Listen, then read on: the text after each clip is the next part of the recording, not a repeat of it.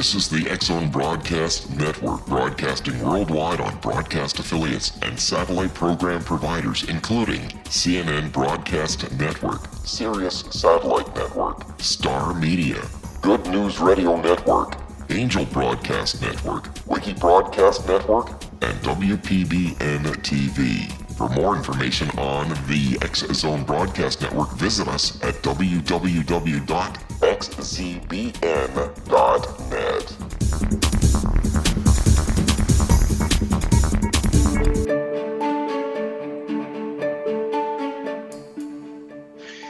Welcome to another episode of Kal's Corner here on the X-Zone Radio Broadcast Network. My name is Kal Korff, and I'm your host. The executive producer of the show is the legendary one and only Rob McConnell.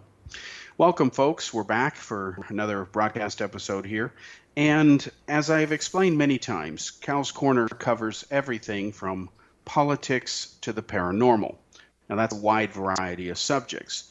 Now, this does not mean that we cover everything in between every show, but the scope of the show is from politics to the paranormal. So for tonight's episode, tonight's broadcast, we're going to talk about several things. We're going to talk about Deepak Chopra, yes, the Deepak Chopra. We're going to talk about former First Lady Hillary Clinton and her new book. We're going to talk about the recent hurricane disasters that have struck the east coast of the United States. And we're also going to talk about Mr. Al Gore. And then we're also going to talk briefly about Apple's new launching of the iPhone 10 or iPhone X. So we've got a full show, so let's get into it. Now, over the last couple of weeks, I have mentioned that there were two books that I was writing and releasing to the public. The first one, which came out weeks ago, we launched it in Abu Dhabi. That is the country of the United Arab Emirates. It was not launched from India, where I'm broadcasting now from. It was not launched in the United States either, or from the United States, but it is available worldwide in 51 different countries. It is the secret FBI cattle mutilation files. In there are all the publicly released FBI files on the subject of cattle mutilations, as well as a very important report done by Kenneth Rommel, who was a career FBI investigator. He did the seminal study examining hundreds of cases, talking to countless experts, and he even did laboratory forensics on some of the corpses of the animals. And he solved the whole mystery and proved that there is nothing mysterious about these mutilations at all, which UFO conspiracy nuts and other researchers who hype this subject should pay very careful attention to, because essentially they're busted for not telling the truth. And this includes a lot of the mainstream media who is careless in their reporting of these events. So all of that is in the book. It's available from iBooks, from Apple, and the iTunes store as well. Again, in 51 countries, the price is only $9.99. United States currency or any local currency that you may have. Again, it's available in 51 countries. Now, the second book that has been launched a few days ago, it was launched last week, is an expose of famed, let's call him New Age personality, Deepak Chopra. In fact, the book is called The Wisdom of Deepak Chopra's Random Buzzwords. Now, let me explain the purpose of the book and why I bothered writing it. I live in India, which is arguably the world's most superstitious country. It is the most superstitious democracy in the world. It is the world's largest democracy as well. People here in India, many of them, literally worship cows, the animal known as a cow who gives milk, and beef if you eat it, as a god. That's what they do. In fact, the penalties for killing a cow illegally in India can get you, in some places in the country, a sentence as long as life in prison. In other words, you could rob a bank, you could commit a terrible crime such as sexually assaulting a female, and you will do less prison time in India than if you illegally kill a cow. That's how they structure their society. So when I first came to India, I was asking about famed so-called godmen or gurus like Deepak Chopra, and much to my surprise, Indians were laughing at me saying, no, no, no, no one in India takes Deepak Chopra seriously. That's an American thing. You being American, you should know better. Well, I told him I don't take him seriously. I never have. In fact, I vividly remember his first appearance that made him famous on the Oprah Winfrey Show, where he used a simple magician's trick with a piece of string and a little metal washer hanging at the end of that string to pull a con to fool Oprah Winfrey with the old classic pendulum trick, which misleads you to believe that you can control the direction of a pendulum with your mind, when what's really going on is your hand or your is shaking and your arm is moving in response to what your mind is thinking. There's no magic there at all. There's no mind over matter control, so to speak, not in the way he implied. But that made him famous, and he's been laughing all the way to the bank ever since. So the purpose of the book was I did a study where I cite other studies that have busted him for essentially being a phony. And I cite those studies. You can Google them. You don't have to take my word for it. Others have already done that work. But in my book, I cite many different subjects from Deepak Chopra, essentially A through Z, so to speak, where a computer algorithm took his vocabulary, took his words from his Twitter feed, randomly put them together. And when you show them to people who believe in him, they can't tell the difference between random gibberish and the real Deepak Chopra. So we'll be back after the break and continue to talk about this.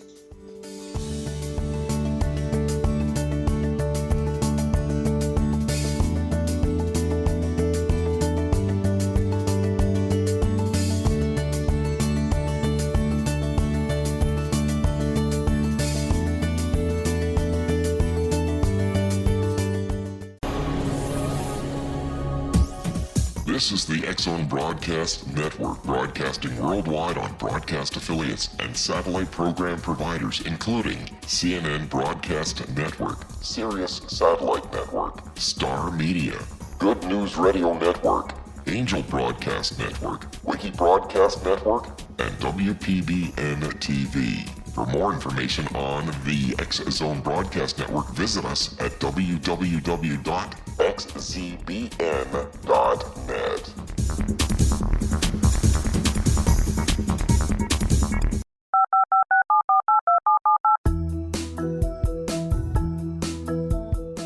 Did you know that when you're on the road with limited data or Wi-Fi, you can still listen to the X-Zone Radio Show with Rob McConnell, The Science of Magic with Gwilda Wiyaka, X-1, Dimension X, Space Patrol, and every minute of the X-Zone Broadcast Network by calling 213-401-0080, courtesy of Audio Now. No smartphone, app, or internet needed. It saves your data plan, and it's free if you have unlimited minutes. Call 213-401-0080 to listen on any phone, anytime, anywhere. Remember 213-401-0080 for the best of the paranormal, parapsychology, and sci-fi radio programming anywhere, 24/7, 365.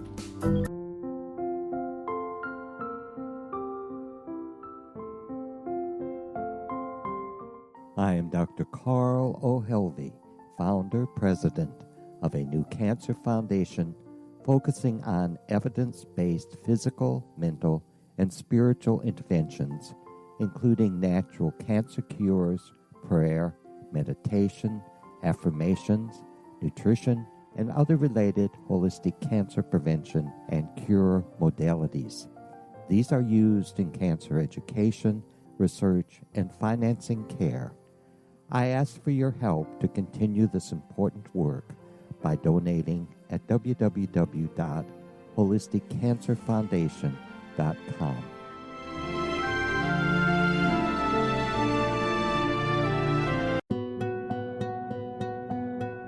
Is it science or is it magic? Once a magical thing has been scientifically proven, is it no longer magic? Or is magic simply the science of tomorrow? Join me, Gwilda Wiyaka, on The Science of Magic, a syndicated radio program dedicated to combining the science and magic of today's dynamic and controversial topics to co-create new solutions. By triangulating information from today's leading experts from the scientific and magical fields, we uncover expansive and evolutionary truths you won't find anywhere else. Join us daily on the X-Zone Broadcast Network, xzbn.net, as I interview the share thoughts with the amazing guests from both science and magic. The resulting knowledge is unprecedented. As a gift to you, the listener, past episodes can be accessed on our website free of charge at thescienceofmagic.net.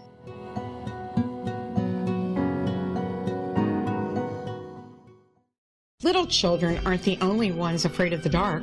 Millions of soldiers return from war zones with PTSD, anger, frustration, fear, and loneliness, much of which surfaces during the darkness of the night. You have the chance to change the lives of these American heroes. Songs and Stories for Soldiers.us provides free MP3 players for these men and women. With a list of 3 million songs in 16 different styles, 100,000 audiobooks, and 30,000 old-time radio programs, every veteran can find something to soothe and comfort them at no cost. All our players contain an 8-hour audio program designed to help veterans fall asleep. With 1,500 plus vets now participating, it's our goal to deliver 10,000 audio players this year. Go to our website at songsandstoriesforsoldiers.us. Help us help a veteran make it through the night.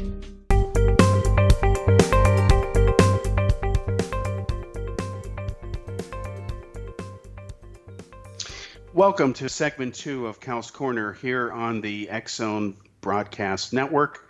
I am Kal Korff, your host of the show, Kal's Corner, and of course our executive producer is the one and only Rob McConnell. So in the opening segment, we talked about the 2 new books that I have out on the market. One, again, is on the secret FBI cat of mutilation files. The second one, as we were talking about before the commercial break, was about Deepak Chopra and how this book exposes him. So the short version of the book is this, and this is why I wrote it. There is a piece of software out there that will randomly take the words of Deepak Chopra from his Twitter feed. So they're really words that he really does use. And what this algorithm does, which is really cool, is it randomly strings together his vernacular.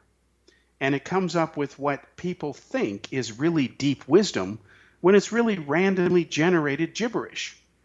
And what's neat is that most of the people who have looked at what this algorithm produces are unable to distinguish between what Deepak Chopra really says versus what a computer algorithm randomly strings together based on words he uses in his Twitter feed.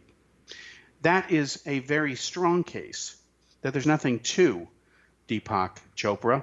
As they would say in Texas, if he lived there, he tends to be all hat and no cattle. So that was the point of the book, to show people that you need to think critically and certainly much deeper than what Deepak Chopra is trying to sell you. In fact, it's volume 1 of what I call the Hocus Pocus Dominocus series. I will be doing a follow-up to it, volume 2, where I expose another famed guru from India known as Osho. But we'll get back to that much later when that project is completed. So that's what's been keeping me busy the last month or so, roughly. We launched the books essentially in Abu Dhabi in the United Arab Emirates, the first book. And then the second book was launched from India. I'm back in India now in the northern state of Punjab, where we're broadcasting this episode from. So let's now switch subjects. Let's talk about the devastating hurricanes that have hit the eastern coast of the United States. Now, predictably, sadly, inexcusably, every time a major disaster happens, almost without fail, you have global warming or climate change, that's what they like to call themselves now, climate change nuts and promoters and advocates saying, see, this is proof of global warming. And because these recent 2 categories or hurricanes that hit the United States have been very powerful, they're saying, see, we told you. We told you that global warming is causing hurricanes and that the hurricanes are going to be much stronger and things are going to get much worse. Well, anybody with an IQ of over 10, in my opinion, as well as anybody who's grounded in science, now I'm talking about basic science here, you don't have to be an expert, will tell you that one instance is not enough to prove a case. Neither is two. And the fact remains that when Al Gore made his famous predictions over 10 years ago, he said outside the United States that hurricanes were caused by global warming. That's news to science because that's never been true. But he was calculating enough not to dare say that in front of the American media. What he did say is that the hurricanes would be much stronger and that they would occur with more frequency. Yet the United States went roughly 10 years without a major hurricane. Think about it. We went almost 150 months without a seriously strong hurricane. And a lot of people don't understand that hurricanes happen all the time at sea. It is rare when they hit land because roughly 3/4 of the planet is water, not land. It's basic physics. So finally, Al Gore's movie comes out, his sequel to An Inconvenient Truth, which had won him the Nobel Peace Prize. He was one of the recipients. And his book, An Inconvenient Truth, a sequel came out that Gore had followed up on. He calls it An Inconvenient Sequel, Truth to Power. Both a book and a movie have come out. His movie, according to box office receipts, has been a flop. In other words, people aren't buying it this time.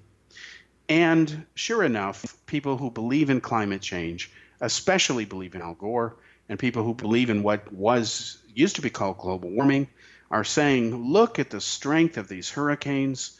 This is absolute proof that global warming is real, and that's why these hurricanes exist. Well, I have engaged several of these people online and in private communications. Again, their shtick is predictable. Well, here's some reality for you folks. As I have told them, and I'm not an expert on climate change, not at all. I don't profess to be. But if I can figure this out as a non-professional in this field and as an investigative journalist and analyst, then people a lot smarter than me should know better. Well, if you look at the statistics, here's reality. As bad and strong as Hurricane Irma has been, it's a top 25 U.S. storm. Let me show you the statistics here. I'll cite them off. In 1856, there was a hurricane that was more powerful. It was called Last Island. In 1886, there was another hurricane called Indianola. In 1893, there was another hurricane called Chenier.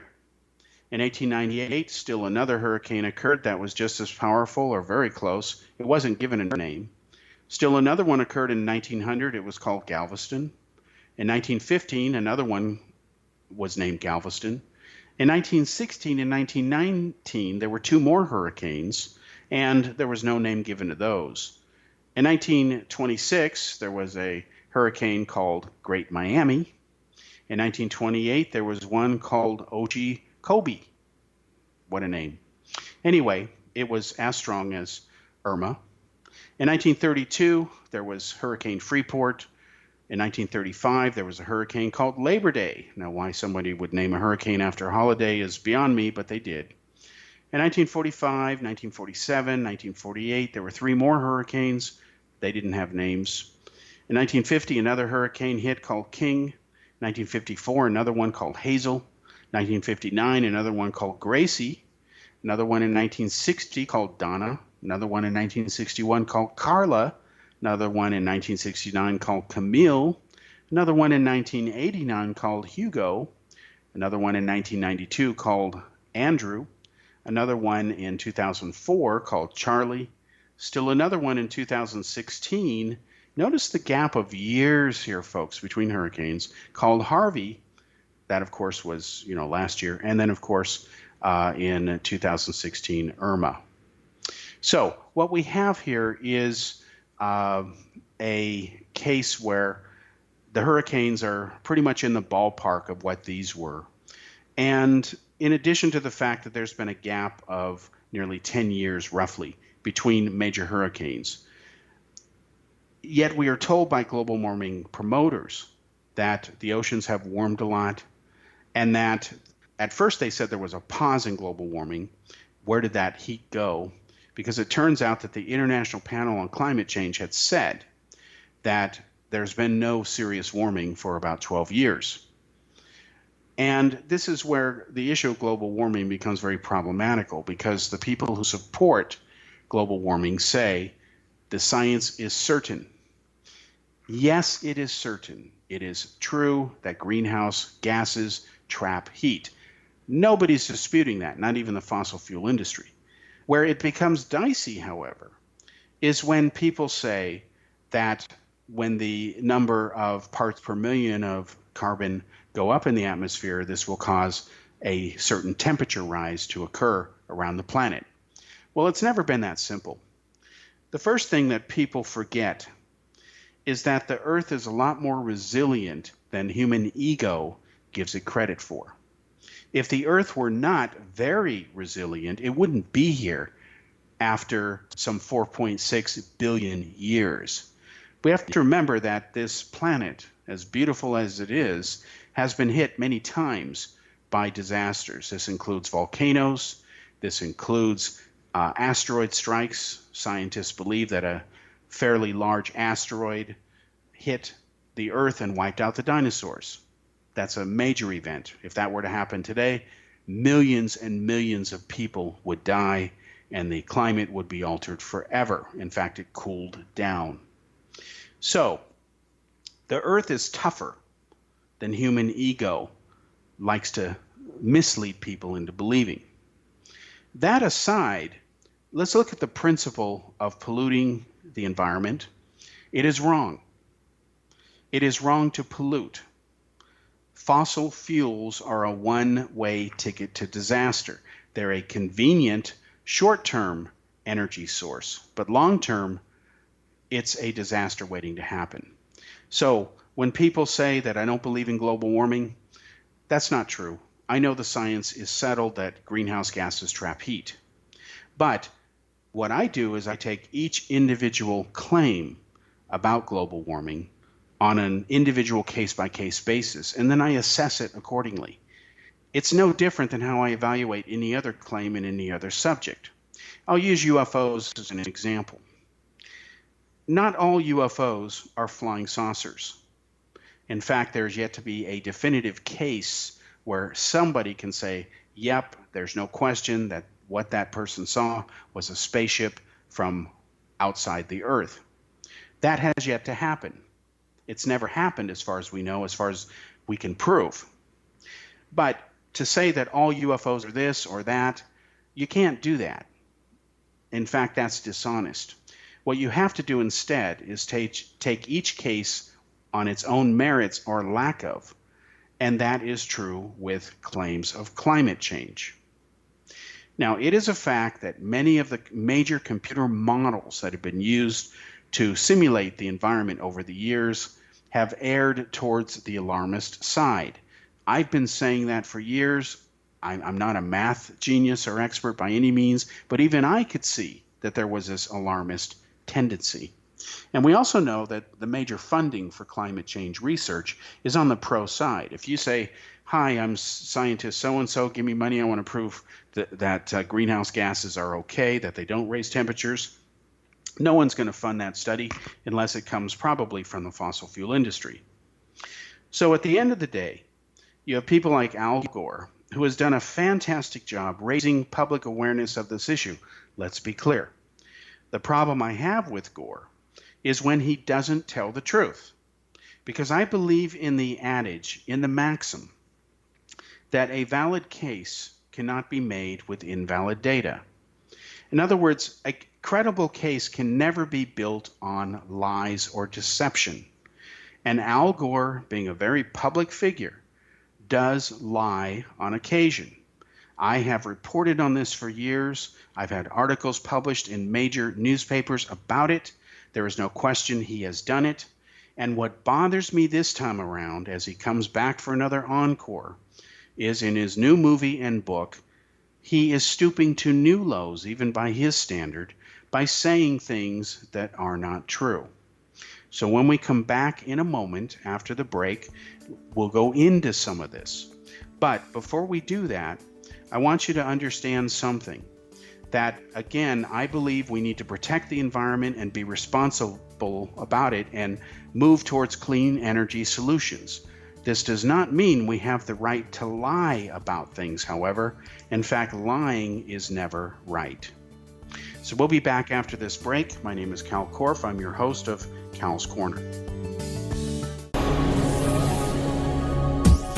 This is the X-Zone Broadcast Network, broadcasting worldwide on broadcast affiliates and satellite program providers, including CNN Broadcast Network, Sirius Satellite Network, Star Media, Good News Radio Network, Angel Broadcast Network, Wiki Broadcast Network, and WPBN TV. For more information on the X-Zone Broadcast Network, visit us at www.xzbn.net.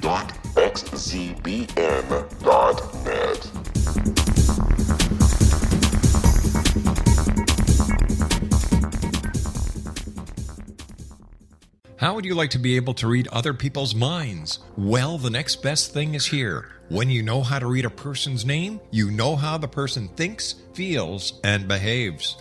Each letter in our name holds a key to unlock our true essence. Our name contains both our gifts and challenges in this lifetime.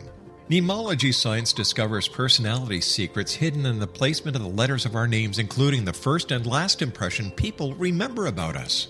Sharon shows us how to interpret the arrangement of letters as outlined in her book, Know the Name, Know the Person. Sharon Lynn Wyeth created mnemology science after 18 years of research and testing her theories, and has supported thousands of people around the world in understanding themselves and others better. You'll enjoy Sharon's unique teachings as she shares her system to learn the gifts behind your given birth name.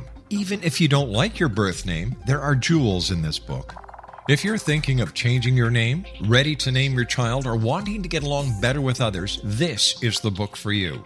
If you'd like to improve your relationships and change your life for the better, get the book today, Know the Name, Know the Person, or visit www.knowthename.com. That's www.knowthename.com.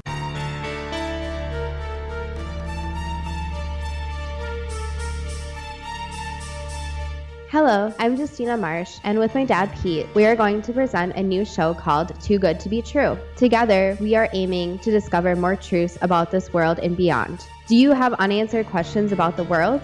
Do you ever wonder about aliens, conspiracy theories, or the universe? There are many shows discussing subjects such as pyramids or UFOs, but we want to relay this information based on our own research, including from spiritual means. Hopefully, listeners will be helped with their own beliefs and will appreciate the psychic insights that add to the previous research and information. We both look forward to sharing this insight and beginning this journey with our listeners. Visit xzbn.net for more information about when to listen.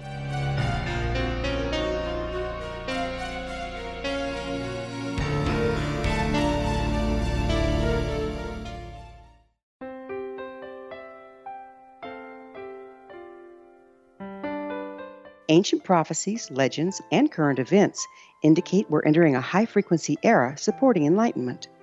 During expansive times, old rules fail, necessitating access to the ever-shifting currents of life for guidance. There's an ancient form of shamanism through which we can obtain the information we need. I'm Gwilda Wiyaka, founder and director of Path Home Shamanic Art School, with a great new provision for those interested in spiritual evolution and personal empowerment. Galactic Shamanism, Art of the Ancients, Key to Tomorrow, is an upcoming series of leading-edge online affordable classes designed to guide and support you and your family during these times of transition. Embrace the magic. Empower your life. Study Galactic Shamanism at findyourpathhome.com.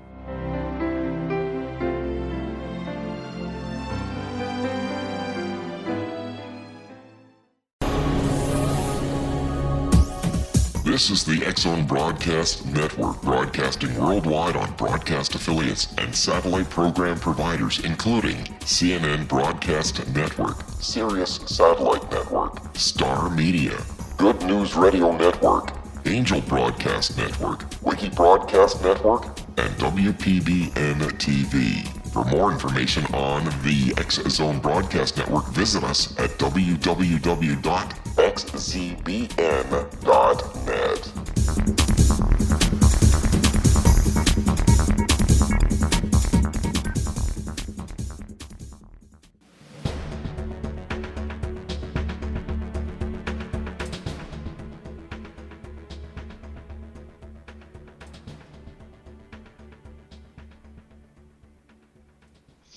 Okay, welcome back to segment 3 of Cal's Corner radio show here on the X Zone Broadcast Network. My name is Kal Korff, and I'm your host, and the executive producer once again of this show is the legendary Rob McConnell. Now, we were just talking about Al Gore and his new movie and book called An Inconvenient Sequel, Truth to Power. And I've mentioned and made the claim, and I've reported on it for years. I've had articles published in major newspapers proving this, that Al Gore does not always tell the truth about climate change, which is inexcusable. It's not only inexcusable, it is outright hypocritical, because people who believe in climate change and support Al Gore, they complain about the lies of the fossil fuel industry. And yes, the fossil fuel industry does lie. Just like the cigarette and tobacco companies used to lie and say, oh, there's no evidence that cigarettes cause cancer. That was never true. But it is hypocrisy when you accuse one side of lying, even though they do lie, and then you yourself do the same thing. You can't have it both ways. So let's prove that some of what Al Gore has said was not only a falsehood and not true, it could never have been true. Now, Nobel Prize winner and former Vice President of the United States, Al Gore, he's at it again. You guessed it, he's pushing the subject of climate change. Only this time around, Gore has stooped to new lows. The inconvenient truth is that Gore is outright lying at times in his newly released movie and book, An Inconvenient Sequel, Truth to Power, which is Gore's follow-up to his previously successful movie, An Inconvenient Truth. Now, although An Inconvenient Truth won Gore and the United Nations International Panel on Climate Change, the Nobel, it contained lies and falsehoods as well. So the fact that Gore is back doing it again is nothing new. He did it in his original movie that ironically won him the Nobel Prize. So let's briefly expose two of his most famous false claims made years ago, which were part of his first documentary that earned him the Nobel. We're going to start with the photo that supposedly depicts Arctic polar bears being stranded on floating chunks of ice, which was one of its melodramatic and infamous poster child propaganda home runs that Al Gore's original movie, An Inconvenient Truth, had scored.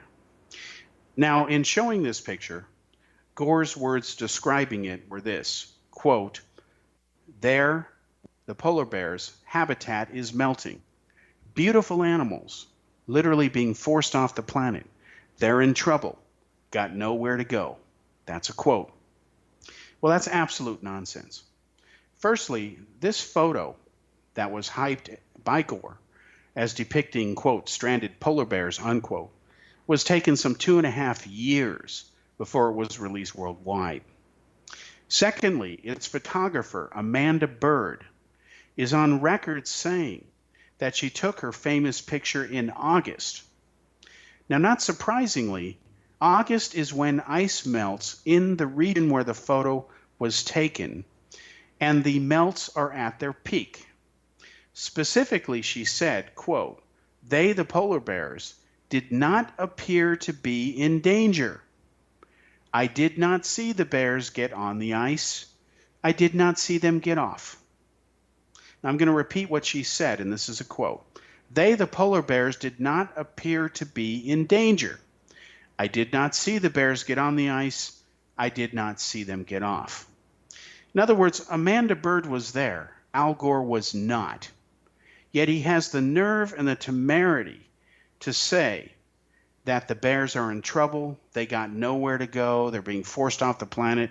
It's a bunch of hooey. In fact, the population of polar bears, since Gore made that false claim, the polar bear population keeps rising. It's much bigger now. So Bird elaborated on her image by saying, quote, "If I had released the image myself, it would have been as a striking image, nothing more." Put another way, no evidence or facts ever existed supporting what Gore said. Instead, his words were just made up. Now, this isn't science, folks. It's a lie and a fraud. Now, another Gore falsehood was his claim that, quote, "within a decade, there will be no more snows on Kilimanjaro," unquote, due to global warming, of course. Gore made this alarming statement in 2006. It's now 2017, and Kilimanjaro still has snow and ice. Now, ironically for Gore, a definitive study was conducted in 2006 by Nicholas Cullen of the Tropical Glaciology Group at the University of Innsbruck in Austria, and his study proved that, quote, "rather than changes in the 20th century climate being responsible for their demise, glaciers on Kilimanjaro appear to be remnants of a past climate that was once able to sustain them," unquote. Now, a comment came from one of the scientists who did that study, and he says, "Unfortunately, we made the prediction. I wish we didn't." Now, this is an admission by Douglas R. Hardy, who is a University of Massachusetts geoscientist who was one of the co-authors with Dr. Lonnie Thompson of Ohio State University of the original paper that predicted without substantive evidence that Gore later blindly repeated. Dr. Thompson is not only a friend of Al Gore's, he was one of the scientific consultants for Gore's movie. He stands virtually alone in his belief that the ice melting in Kilimanjaro is due to, quote, "global warming," unquote, while commendably Hardy, his colleague, at least has the integrity and honesty to admit that not only were they wrong, but that whatever ice remaining in Kilimanjaro will likely stick around if present trends continue for several more decades, ironically outliving Al Gore, who is currently 69 years of age. So now we fast forward to the present. Some of the claims Gore makes in his new alarmist movie are at times outright loopy. Let's expose a few examples. And again, the two examples I just gave you were from his first movie, An Inconvenient Truth, which won him the Nobel Peace Prize. Now imagine stating things that are not true, and then you get a Nobel for it. Tough gig if you can get it. So Gore falsely says that crop yields in China have fallen by 5% over the years. Then he predictably blames global warming. Now, this claim is not supported by any credible facts. It is news to the Chinese as well as entities who accurately monitor crop outputs. In fact, according to the International Grains Council, the IGC, their latest report as of August 2017, which I bothered to hunt down and get a copy of, Al Gore did not, it specifically notes that, quote, "China's wheat inventories are set to post another strong gain," unquote. Now, I live in neighboring India, and I can tell you that the economies of China and India, because news about China is always in the Indian mainstream press, unlike in the United States, everybody knows here that China's crop yields have pretty much gone one way up, huge gains over many, many different years, especially the last decade. So what Al Gore is saying is he's wrong. More importantly, the reason the IGC used the word "another" is because for years China has enjoyed, as I've just said, commendable steady increases, as a simple check on the internet will prove, as well as with any number of countless agencies that track this stuff. So for Al Gore to claim otherwise is outright wrong. It's loopy, as I say. Now, Gore says that sea levels are rising. Once again, he's blaming this on global warming. What Gore does not tell you, and this is a favorite trick of his, which is not to tell you the complete set of facts, is that the sea level has been rising for about 150 years now. In fact, it rises on average, depending on where you are on the planet, of about 1 inch a year. As further evidence that climate change is causing this in the eyes of Gore, he disingenuously cites the fact that in Miami Beach, Florida, flooding levels and the frequency of their occurrences have increased. Now, this citation of Miami Beach by Gore is arguably brazen deception. In reality, one of the chief causes of flooding in Miami Beach today is because this city is built on a reclaimed swamplands, which are now sinking because of the amount of buildings that have been constructed on them, fueled in no small part by a huge migration explosion that ranks among the largest in the U.S. In fact, during the years 2013 to 2014, the population growth proportionately in the region of Miami Beach was actually greater than it was in Los Angeles, San Francisco, and even New York. Now think about that for a moment. That's a lot of people. So Miami Beach also suffers from a natural phenomenon known as king tides. King tides are caused by nature, not global warming. Even Gore would admit this if you asked him. Now, king tides occur when the sun and the moon align together on the same side of the earth, the result of which causes a gravitational shift that produces abnormally high tides, which cause flooding. Now, this happens twice a year in Miami Beach. The fall is their worst season. Now, knowing these factors, since trying to reconstitute and build on swamplands began over 100 years ago in Miami Beach, and the city's now paying the price for that, the city started in 2015 a long overdue initiative to spend some $500 million over the next 5 years to try to compensate for this phenomenon by elevating roads and sidewalks by as much as 2 feet and installing some 60 underground water pumps. Now, one of Al Gore's dirtiest and inexcusable, let's call it a snake oil type tactic, is his deliberate use of imagery and disasters to push his message and play on people's emotions, then falsely blaming global warming for causing them. Now, the country of Syria is a perfect example. In his new movie and book, Gore blames global warming for the destruction of crops in that war-torn country. Unfortunately for Gore, reality was never this simple. Indeed, when anyone uses the term climate change today, folks, a responsible person must ask them, which hopefully means you must ask them, a simple question to ensure proper context. The question is, do you mean man-made climate change or natural Mother Nature-induced climate change?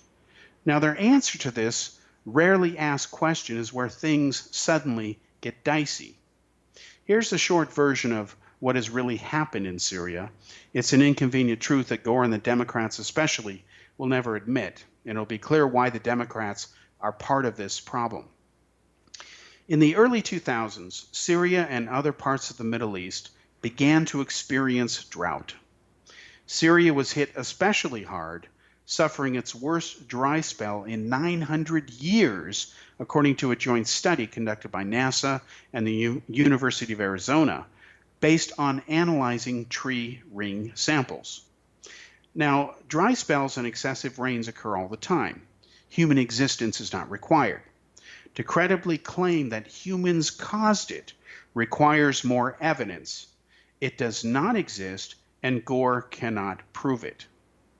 So, on November 28, 2008, the United Nations Food and Agricultural Representative for Syria, Abdullah Ben Yahia, asked the outgoing George Bush administration for financial aid to help alleviate Syria's problems. Yahia's the Earth grand is under plan ever-increasing pressure from untenable lifestyles and growing populations. Yet, viable answers seem in short supply. What if I told you there's an ancient form that can empower you to take charge of your life?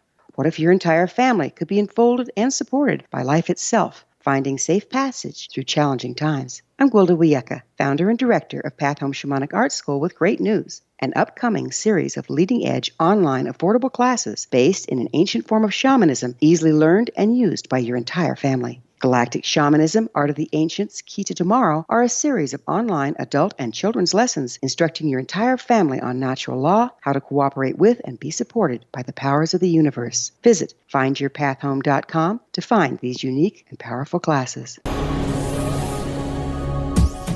This is the X-Zone Broadcast Network, broadcasting worldwide on broadcast affiliates and satellite program providers, including CNN Broadcast Network, Sirius Satellite Network, Star Media, Good News Radio Network, Angel Broadcast Network, Wiki Broadcast Network, and WPBN TV. For more information on the X-Zone Broadcast Network, visit us at www.xzbn.net.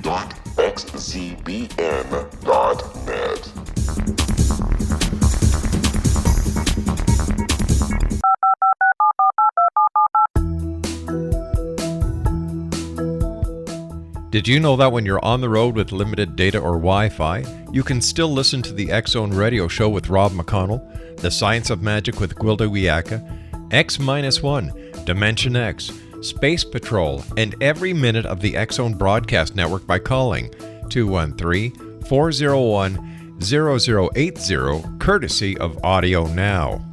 No smartphone, app, or internet needed. It saves your data plan and it's free if you have unlimited minutes.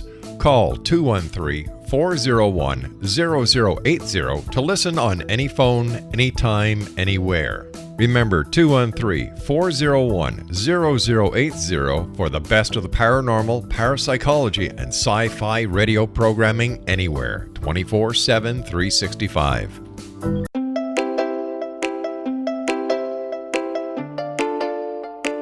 Are you curious? Do you want to learn more about how the world works and have fun at the same time?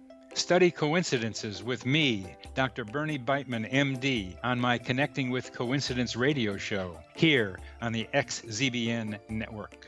Listen to Jungians theorize, statisticians randomize, true believers evangelize, while I categorize. I dance to the rhythm of coincidences. People who experience me see more of them. Maybe something on the show matches a thought in your mind. Let us know. Expand your mind to the weirdness happening around you. Synchronicity spoken here, there, and everywhere. For more information, put Connecting with Coincidence in your search engine and find my website, my social media sites, and my blog.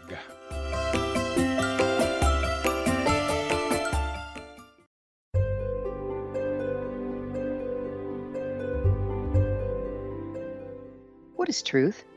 Historically, we viewed things as either being true or false. Now, as we enter a more expansive era, we find the question is not, is it true, but rather, how true is it? I'm Gwilda Wiyaka, host of the Science of Magic Radio, a syndicated, internationally broadcast radio program dedicated to uncovering this ever-expanding truth. Join me daily on the X-Zone Broadcast Network, xzbn.net, as I interview today's leading experts from the fields of science and magic to uncover the hidden truth between the lines drawn in the sand. What we unearth in our discussions is not only amazing, but totally unprecedented. You won't want to miss a single episode. In service to our listeners, past episodes can always be found on our website with our compliments at thescienceofmagic.net.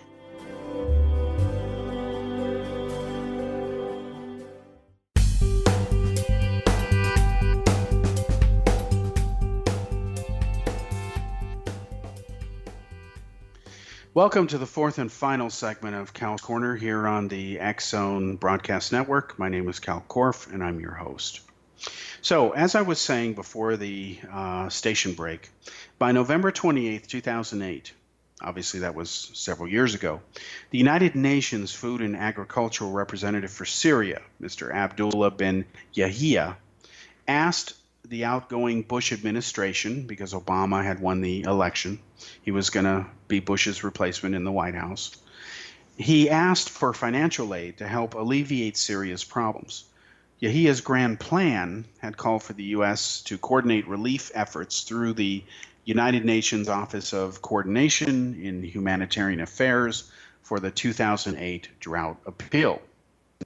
Now, according to a formerly classified document on this issue that we now know exists only because it was leaked, it notes that, quote, Yahya proposes to use the money from the appeal to provide seed and technical assistance to 15,000 smallholding farmers in northeast Syria in an effort to preserve the social and economic fabric of this rural agricultural community.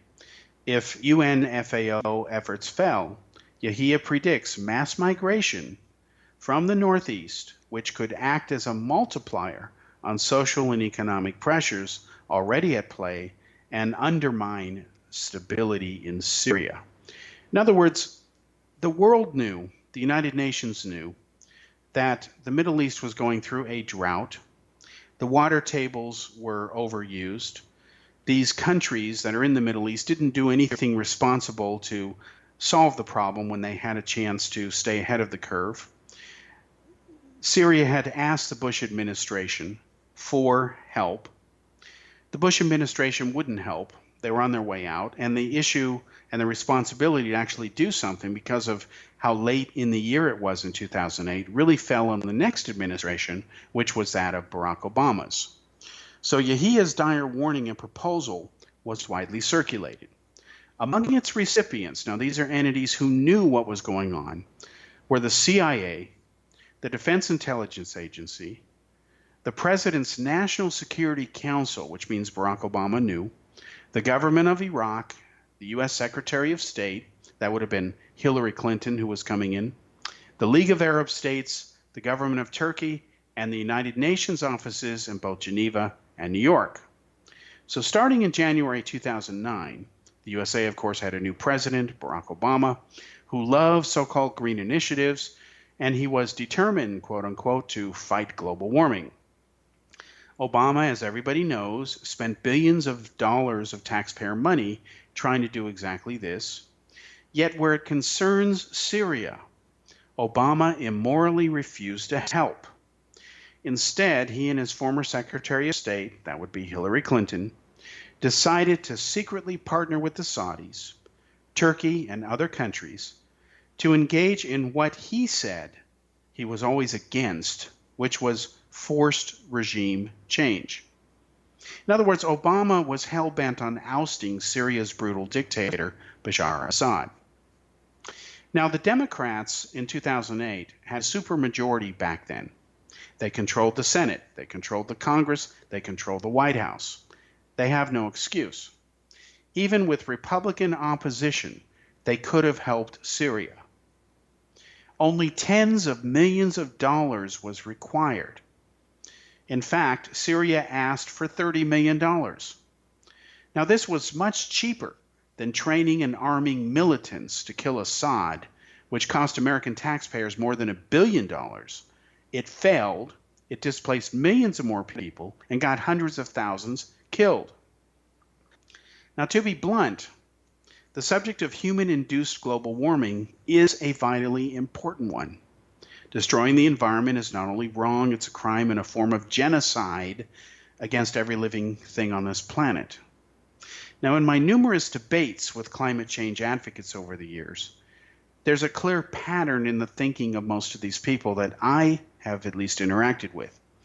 Their mentality, in part, can be summed up by the classic adage, the ends justifies the means. No, it does not. As I have told countless people, only because it's true, a valid case for anything, regardless of the subject, cannot be made with invalid data. No case built on lies, regardless of the subject, can ever be credible. Sadly, this truism doesn't seem to bother most of them. And that should make everyone think about this. This makes those who feel this way pure hypocrites, because while they complain that the fossil fuel industry makes up its own data and lies to the public, and yes, it does do this, when the pro-global warming side also does the same thing, their professed moral high ground is lost. So the issue of climate change has become so polarized today that if you dare to point out falsehoods said about it, made by its advocates, you can end up being falsely branded as a denier.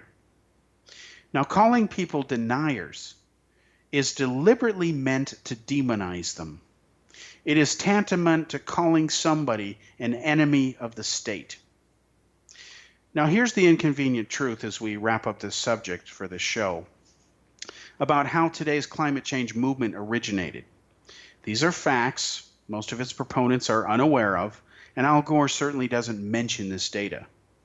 For it was in Great Britain that this whole global warming movement started, and it was launched by former British Prime Minister Margaret Iron Lady Thatcher. Now, Thatcher was Britain's first female prime minister. Many world leaders initially were not taken to this woman seriously. They weren't considering her to be a serious force in the world of politics, even though she was the prime minister of Great Britain.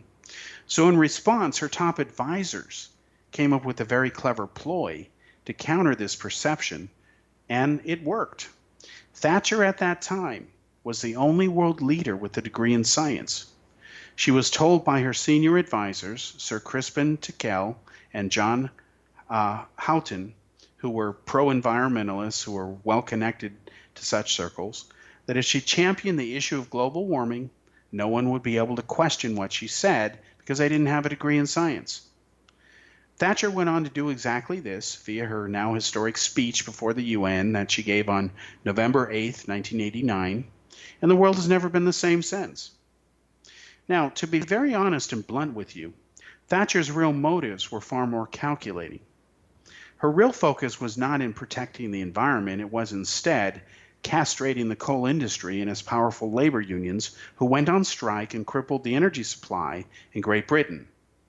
So by championing the use of nuclear power over coal, Thatcher was carving out a new way to keep electricity running. She was determined that Britain never be held hostage again by big coal, or as she put it at the time, socialist-leaning unions. Now, the British military also backed Thatcher's pro-nuclear push. It had wanted to upgrade its Trident nuclear missiles, but budget cuts prevented it from doing so. Suddenly, with millions of dollars newly available to it under the guise of nuclear research, Britain was able to upgrade its arsenal so that once again it was a credible deterrent to Russian counterparts. Now, ironically, Thatcher went from being a believer initially in climate change to ending up being a hardcore skeptic. Here are her words, taken from her book, Statecraft: Strategies for a Changing World, which was published in 2002. You won't hear Al Gore talk about them. But on pages 449 and 450, Thatcher writes, quote, "The doomsters' favorite subject today is climate change.